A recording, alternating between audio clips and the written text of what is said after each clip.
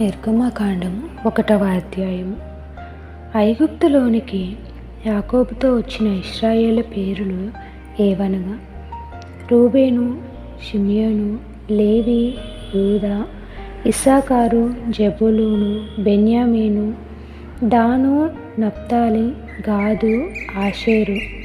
వీరిలో ప్రతివాడు తన తన కుటుంబముతో వచ్చెను. యాకోబు గర్భమున పుట్టిన వారందరూ 70 మంది. అప్పటికి యోసేపు ఐగుప్తులో ఉండెను. యోసేపును అతని అన్నదమ్ములందరూ ఆ తరము వారందరూ చనిపోయిరి. ఇశ్రాయేలు బహు సంతానము గలవారై అభివృద్ధి పొంది విస్తరించి అత్యధికముగా ప్రబలిరి. వారున్న ప్రదేశము వారితో నిండి ఉండెను. అప్పుడు యోసేపును ఎరుగని క్రొత్త రాజు ఐగుప్తును ఏలనారంభించెను. అతడు తన జనులతో ఇట్లనెను, ఇదిగో, ఇశ్రాయేలు సంతతి అయిన ఈ జనము మనకంటే విస్తారముగాను బలిష్టముగాను ఉన్నది. వారు విస్తరింపకుండునట్లు మనము వారి ఎడల యుక్తిగా జరిగించుదము రండి. లేని ఎడల యుద్ధము కలుగునప్పుడు కూడా మన శత్రువులతో చేరి మనకు విరోధముగా యుద్ధము చేసి ఈ దేశంలో నుండి వెళ్ళిపోదురేమో అనెను.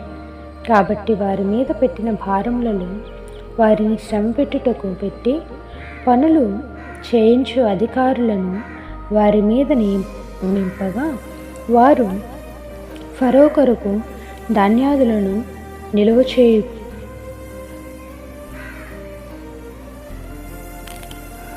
పీతోము, రామసేసను పట్టణములను కట్టిరి. అయినను ఐగుప్తీయులు వారిని శ్రమ పెట్టిన కొలది వారు విస్తరించి ప్రబలిరి కనుక వారు ఇశ్రాయేలీయుల ఎడల అసహ్యపడిరి.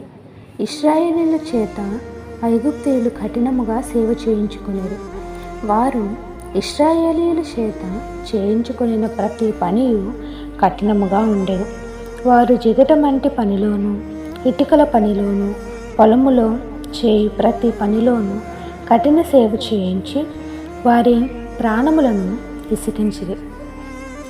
మరియు ఐగుప్తురాజు షిఫ్రా పూయా అను హెబ్రీయుల మంత్రసానులతో మాట్లాడి, మీరు హెబ్రీ స్త్రీలకు మంత్రసాని పని చేయుచు వారిని కాన్పు పీటల మీద చూచినప్పుడు మగవాడైన ఎడల వాని చంపుడి, ఆడిదైన ఎడల దాన్ని బ్రతకనీయుడని వారితో చెప్పెను.